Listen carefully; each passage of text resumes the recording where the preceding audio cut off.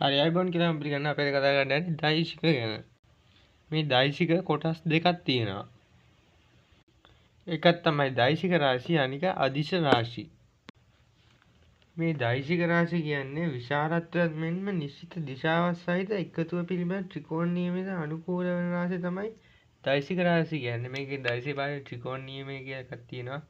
ඒක අපි කතා කරාම වාට තේරෙයි. ඉස්සෙල්ලාම දෛශික රාශි කියන්නේ විශාලත්වය මෙන්න නිශ්චිත දිශාවක් තියෙන රාශියට තමයි දෛශික රාශි කියලා කියන්නේ.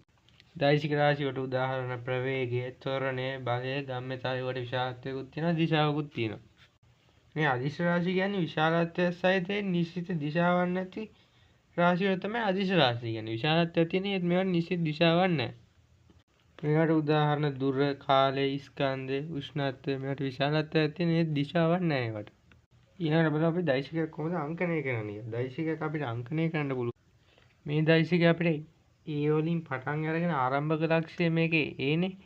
මේකේ ඒකෙන් පටන් අරගෙන ඔහොම ගිහිල්ලා B ගෙන් තමයි අවසානය එන්නේ. ඒ කියන්නේ A ආරම්භක ලක්ෂ්‍යය B අවසාන ලක්ෂ්‍යය. මේක අපිට ලියන්න පුළුවන් A B A ආරම්භක ලක්ෂ්‍යය B අවසාන ලක්ෂ්‍යය කියලා ඔක අපිට ඔහොම අංකණය කරන්න පුළුවන්. ඊළඟට දෛශික දෙක සමාන වීමට අවශ්‍යතා තුනක් තියෙනවා. මේ දෛශික සමජාතිය වෙන්න ඕනේ. කියන්නේ එකම ජාතිය. විශාලත්ව සමාන වෙන්න ඕනේ. ඒ දිශා එකම දිශාවකට තියෙනවා. මේ දෛශික සමජාතිය වෙන්න ඕනේ. ඒ විශාලත්ව සමාන වෙන්න ඕනේ. මේ දිශාව දෙකක් තියෙන දෙකම එකම දිශාවට වෙන්න ඕනේ. මේකත් මතක තියාගන්න දෛශිකයක් අදිශයෙන් ගුණ කරාම අපිට ලැබෙන්නේ ඒ දෛශිකයක්ම තමයි ලැබෙන්නේ.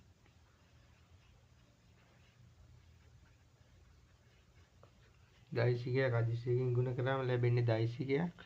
ලැබෙන දෛශිකයේ විශාලත්වයේ ගුණිතය සබාවිච්චි විශාලත්වයේ ගුණිතයට සමාන වෙනවා.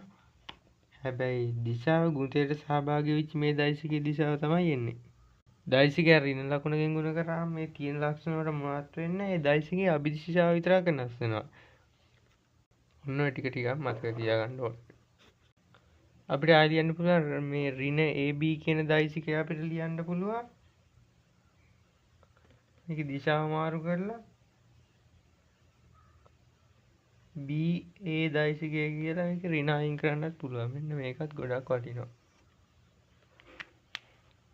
ඊළඟ තමයි දෛශික දෙකක් අතර කෝණය. දෛශික දෙකක් අතර කෝණය කියන්නේ දෛශික එකම ලක්ෂයකින් වෙතට මෙහෙම එනවා හරි නැත්නම් එකම ලක්ෂයකින් මෙහෙම වීදෙනවා ඉද්දී හරි ඇති වෙන කෝණය තමයි දෛශික දෙකක් අතර කෝණය. කියන්නේ එකම ලක්ෂයකට එන්නේ මේක. එතන තියෙන කෝණය තමයි මේ ඇල්ෆා. A හා B අතර කෝණය තමයි ඇල්ෆා.